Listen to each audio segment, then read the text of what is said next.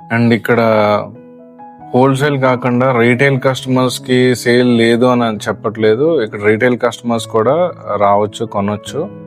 But వీళ్ళకి నా దగ్గర నుంచి ఏదైనా సంథింగ్ ఆఫర్స్ ఏమైనా ఎక్స్పెక్ట్ చేసినా, దీంట్లో బార్గెనింగ్స్ ఏం లేకపోవచ్చు. బట్ నా దగ్గర ఒక ఆఫర్ ఉంది. అదేంటంటే రీటైల్ కస్టమర్స్ కి మాత్రమే.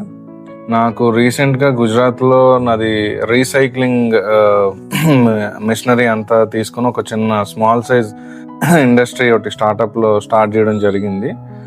సో నా దాంట్లో మీరు ఏది పర్చేజ్ చేసినా, ఏ ఐటమ్ పర్చేజ్ చేసినా ప్రైజెస్ ఏమి చూడండి, by one get one offer పెట్టి ప్రైస్ ఇంక్రీజ్ చేసేసి ఇచ్చేసి ఇలా చేస్తారు కదా. సో అట్లా నేనేం తెలివి ప్రదర్శించట్లేదు. బట్ మీరు ఏ ప్రోడక్ట్ కొన్నా ఇక్కడ బిల్లింగ్ ఎంతైతే ప్రైజింగ్ అవుతుందో, బిల్లింగ్ లో 70% మాత్రం మీరు పే చేయాలి.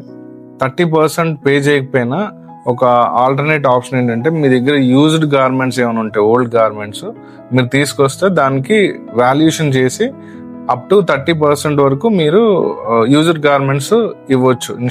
మనీ పే చేయకుండా, బిల్ పే చేయకుండా. 70% మాత్రం బిల్ పే చేయాలి, 30% మాత్రం యూజ్డ్ గార్మెంట్స్ ని యాక్సెప్ట్ చేయడం జరుగుతుంది.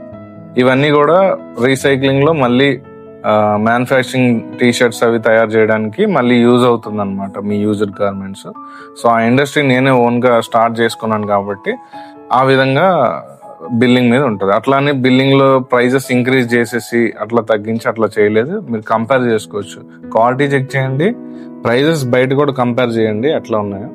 సో ప్రైజెస్ లో నేను ఒక 50 రూపీ కూడా ఇంక్రీజ్ చేయట్లేదు. బట్ 30% మాత్రం మీరు బిల్ పే చేయక్కర్లేదు ఒకవేళ యూజ్డ్ గార్మెంట్స్ తీసుకుని వస్తే.